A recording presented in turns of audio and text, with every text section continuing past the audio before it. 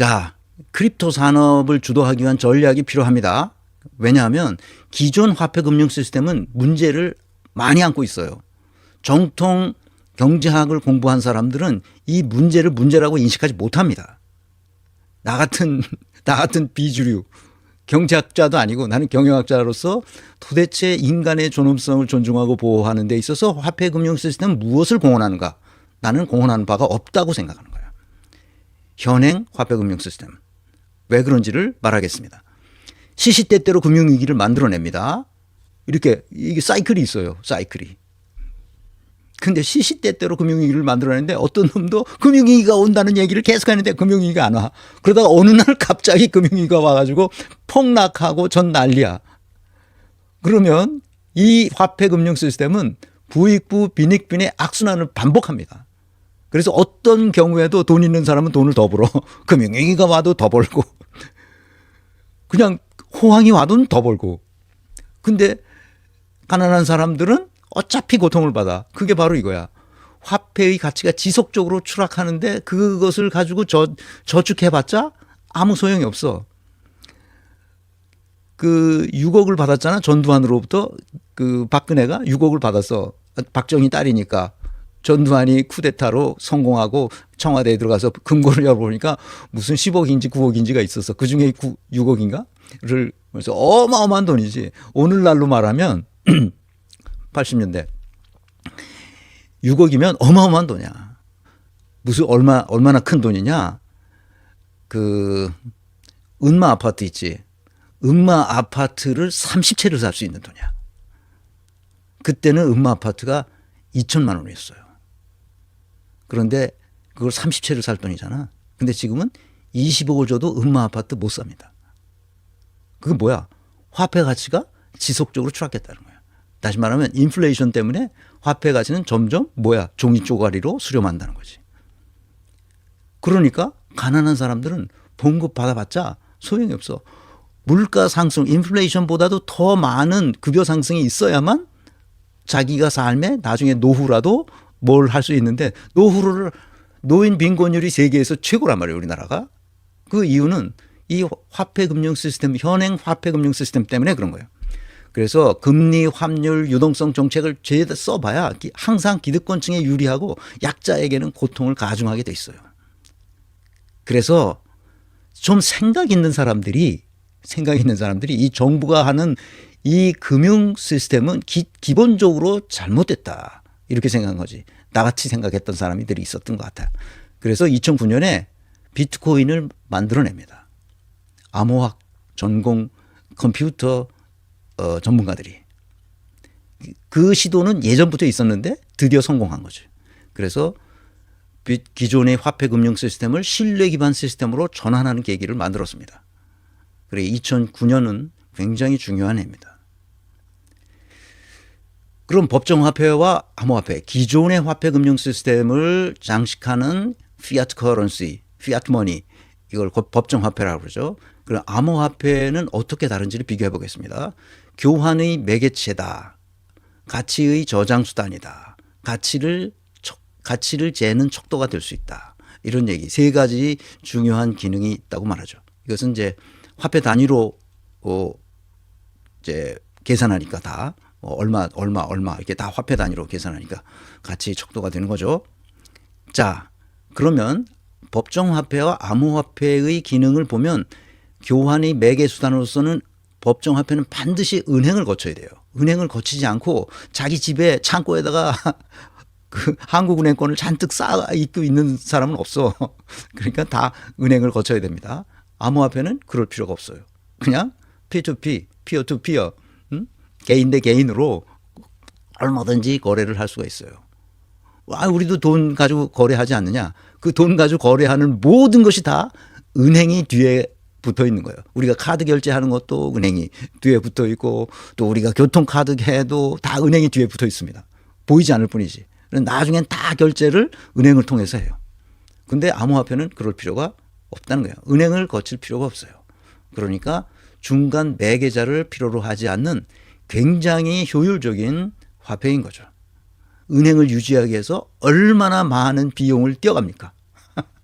은행. 나도 은행원 출신이야. 한국 내에서 20년을 근무한 사람이야.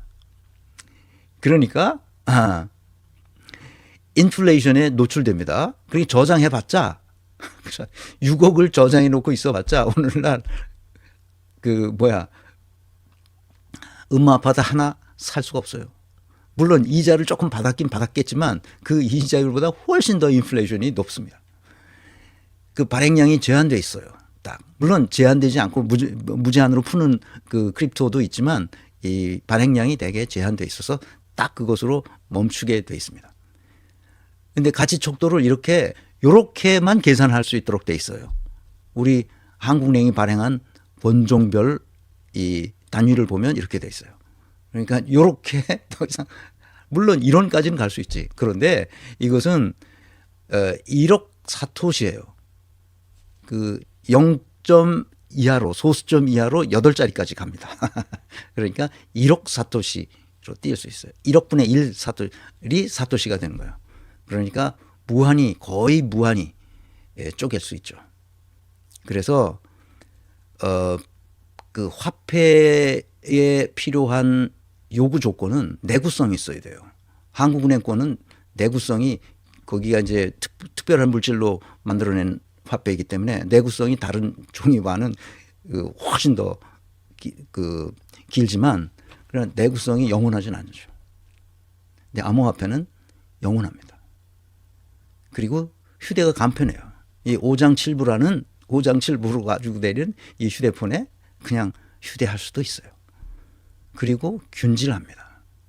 공급이 제한되어 있고 넓은 수용성을 가지고 있어요. 암호화폐는. 놀랍죠. 이런 화폐가 인류 문명을 앞으로 구원할 수 있다고 내가 생각하는 거예요. 왜? 내가 이런 회사를 컨설팅하면서 알게 된 거예요.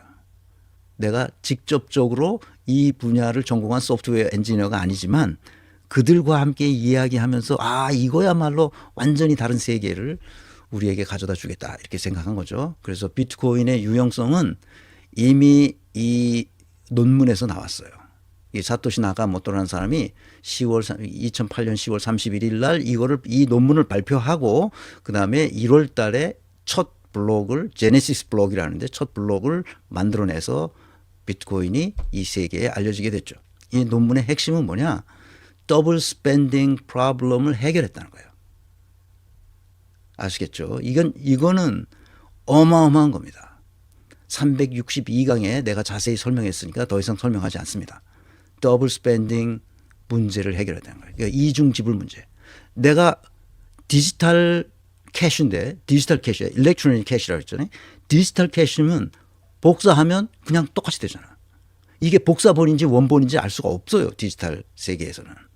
근데 복사했는데 어떻게 한다는 거야? 복사했는데 어떻게 됐다는 거야?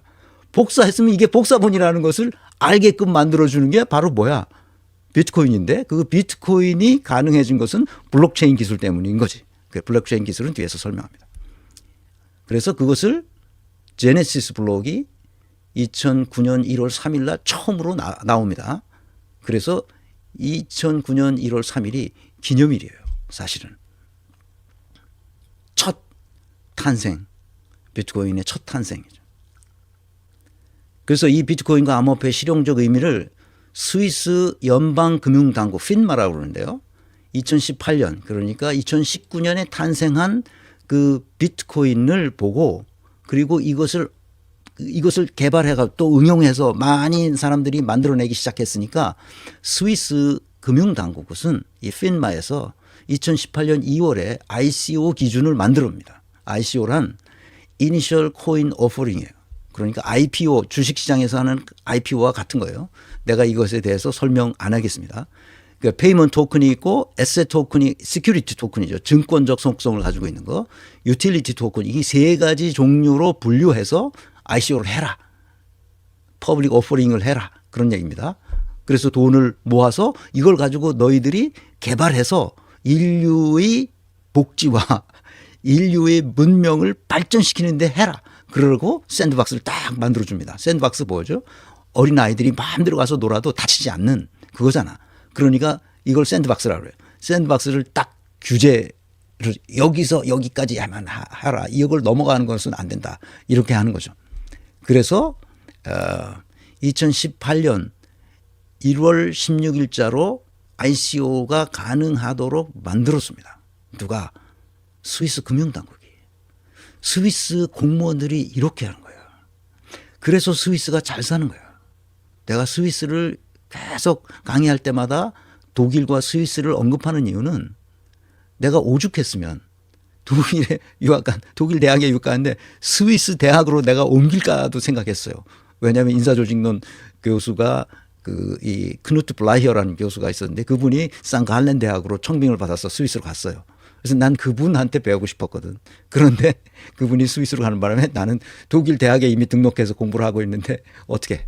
그래서 그런데 지도 교수도 훌륭하신 분이에요. 저를 가르쳐 주신 분들로. 그래서 그냥 독일에 남았습니다만 어쨌든 스위스는 우리가 생각하는 것보다 훨씬 공무원들이 똑똑합니다. 우리처럼 이게 등신 같은 애들이 아니에요.